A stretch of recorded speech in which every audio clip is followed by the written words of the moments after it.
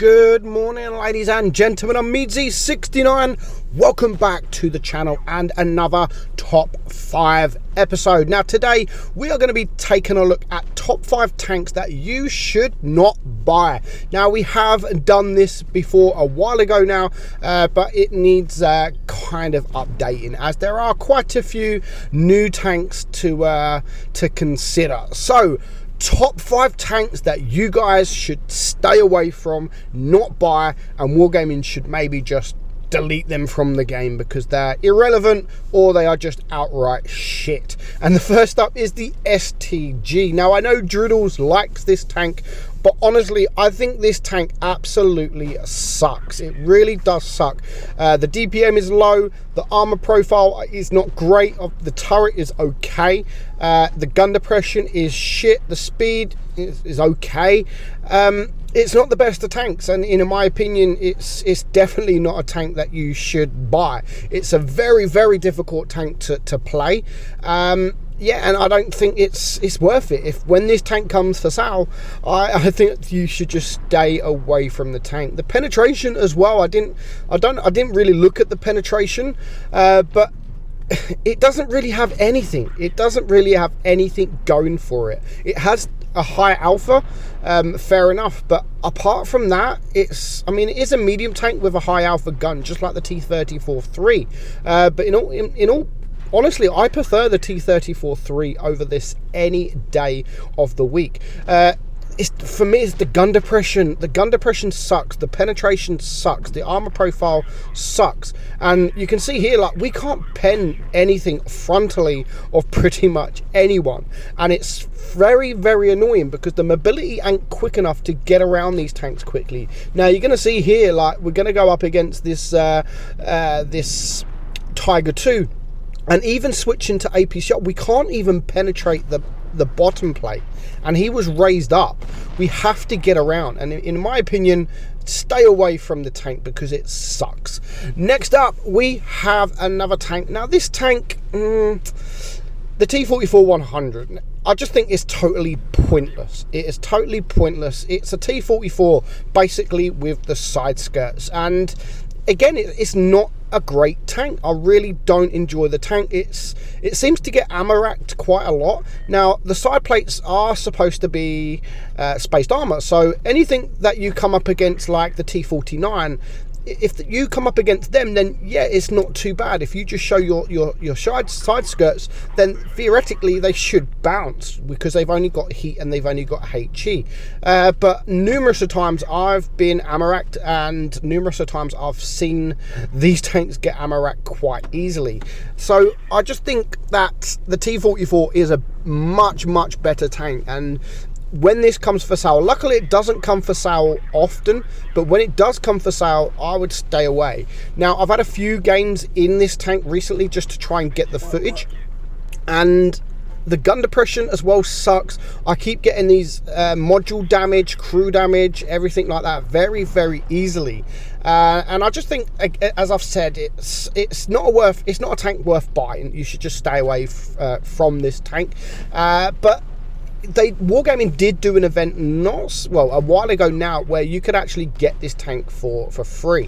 Now if you get it for free, fair enough, like, you're not paying for the tank. Any tank that you're gonna get for free, you can't really complain about. But I actually bought mine, and when it was first round, so yeah, I would definitely recommend staying away from this tank. Just go and buy the T-44, and it's a better all-round tank. Next up, we have a tank that is currently in store, and it's the KV-5. Now this again can be a good tank.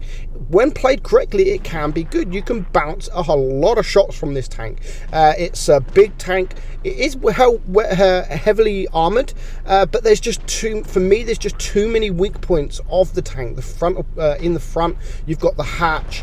It's a slow tank. It has that lower alpha gun, but when played correctly, like angled up, yeah, you can get bounces. And just like the KV-4, you can side scrape on this tank very, very good. But I just think the KV-4, for things like that, it has less weak points in the front, and I just think that, even though it's coming for cheap, and fair enough, it does come for cheap, but I just think, you know, it's not a great tank. It used to have the preferential matchmaking, and then so you didn't see tier 10 when you play the tank.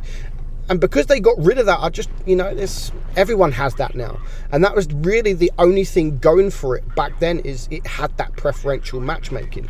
But now there is no +2, -2. Wargaming hasn't really gave it anything. They have buffed the front part of the front armor a while ago, but for me there's just still too many weak points. And just like the T-44-100, this is good against tanks like the T-49, because the T-49 only has heat and it only has HE. So if you can angle up to these tanks, then yeah, they're only sort of going to splash you with the HE, or they're going to bounce on the on the heat.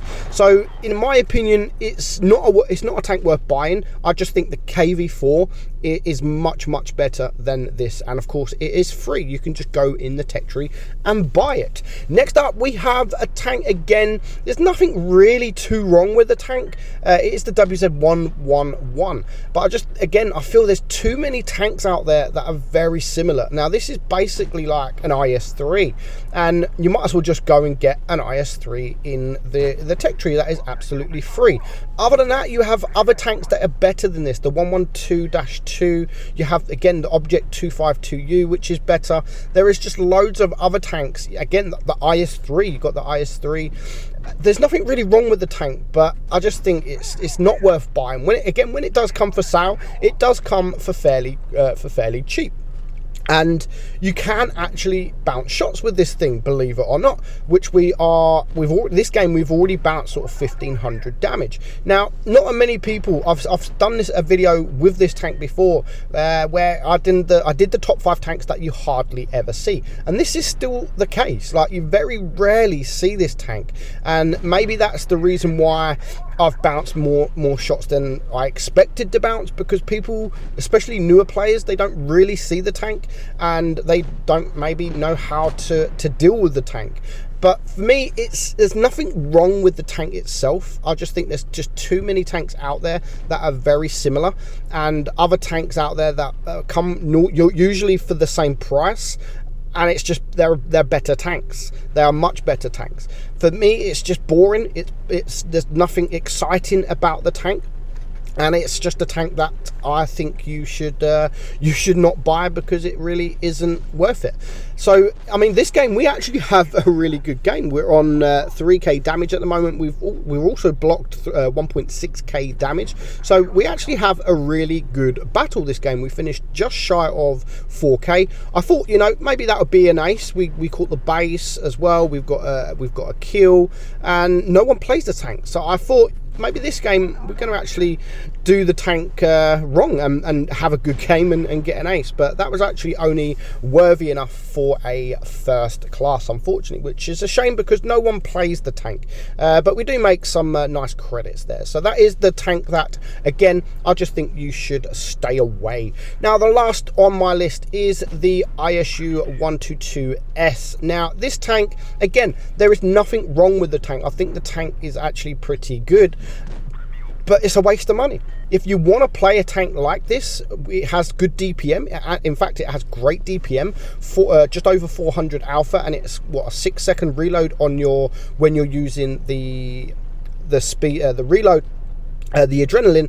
Other than that, it's 7.2 seconds. So for a big gun like this, that's not too bad. But you might as well just go and play the SU-152 with the upgraded gun, because that is what this tank is.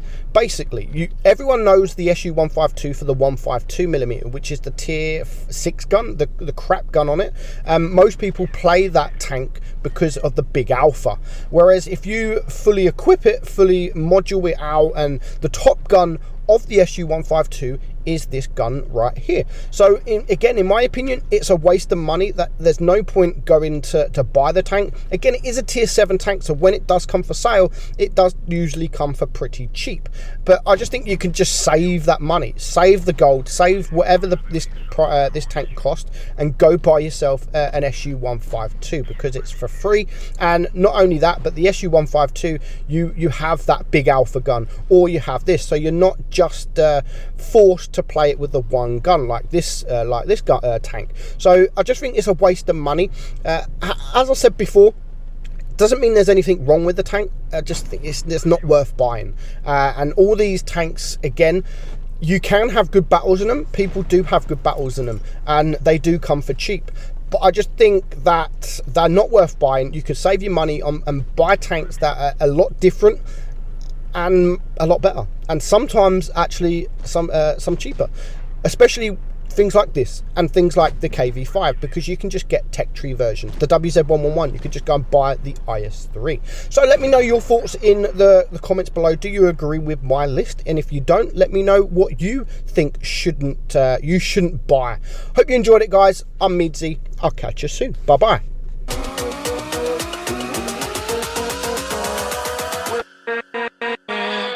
With